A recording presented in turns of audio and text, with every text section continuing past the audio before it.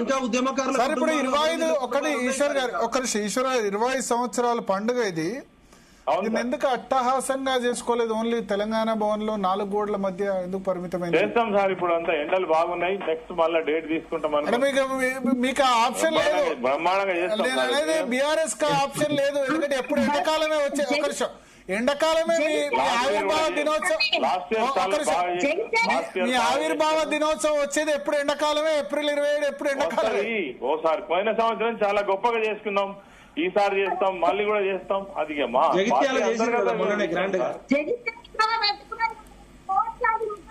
పెట్టి ఒక వ్యక్తి కోసము జగిత్యాల సభ పెట్టినప్పుడు ఈ ఆవిర్భావ దినోత్సవం కూడా సాయంత్రం. అదే మీకెందుకమ్మా, అంతా మీకెందుకు కడపమంట? మా మీటింగ్ మంచిగా పెట్టుకుంటాము, బాగా ఖర్చు పెట్టుకుంటాం, గొప్పగా చేసుకుంటాం, తక్కువ చేసుకుంటాం.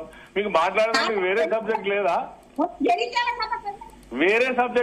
జగిత్యాల సభ పెద్దగా చేస్తాం, తక్కువ చేస్తాం, ఎట్లనే చేస్తాం, మీకేం సంబంధం? మా పార్టీకి సంబంధించిన అంతర్గత విషయం కదా.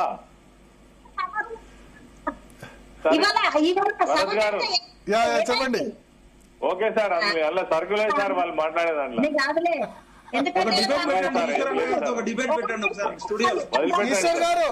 ఈశ్వర్ గారు అంటే టిఆర్ఎస్ లో టిఆర్ఎస్ లో ఒక్క నిమిషం ఈశ్వర్ గారు వాళ్ళ వినండి ఒక్క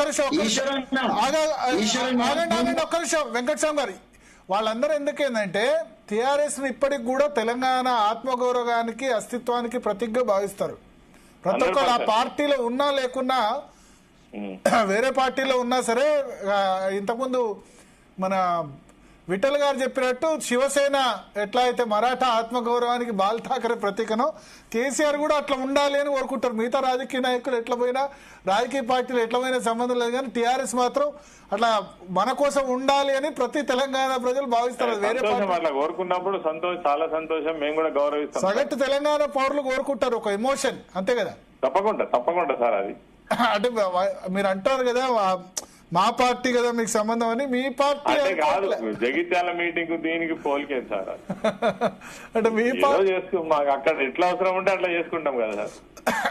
మీ పార్టీలో ఉన్నా లేకున్నా కామన్ తెలంగాణ సిటిజన్ టిఆర్ఎస్ అట్లా ఉండాలి, ఇట్లా ఉండాలి, ఈవెన్ వ్యతిరేకమైన వాళ్ళు కూడా కామన్ సిటిజన్ చేసుకుంటారు. కానీ ఒక భావం తోటి ఒక వ్యతిరేకత భావము ఏర్పరచుకున్న వాళ్ళు చేసుకోరు సార్ వాళ్ళు.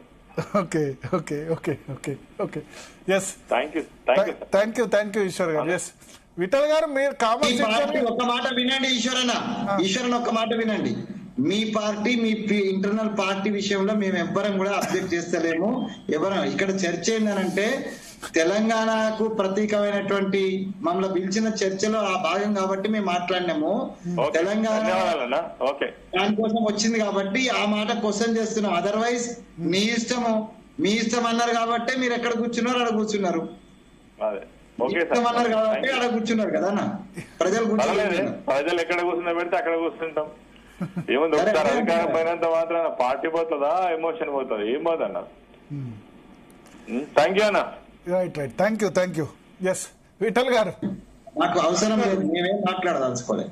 విఠల్ గారు, రాజ్యసభ అనే పెద్దల సభకి కేసీఆర్ గారు డైరెక్ట్ గా సంతోష్ రావు గారిని మీరు రాజ్యసభ ఎందుకు చేసిరంటే నాకు మందుగోళీలు ఇస్తాడు కాబట్టి రాజ్యసభ చేసిందని చెప్తే ప్రపంచం అంతా ఆశ్చర్యపోయింది. అంటే పెద్దల సభకి మేధావులను పంపించాల్సిన అట్లాంటి చిన్న చిన్న విషయాల్లోనే స్పష్టంగా టిఆర్ఎస్ అనే పడవకి బొక్కబడ్డది.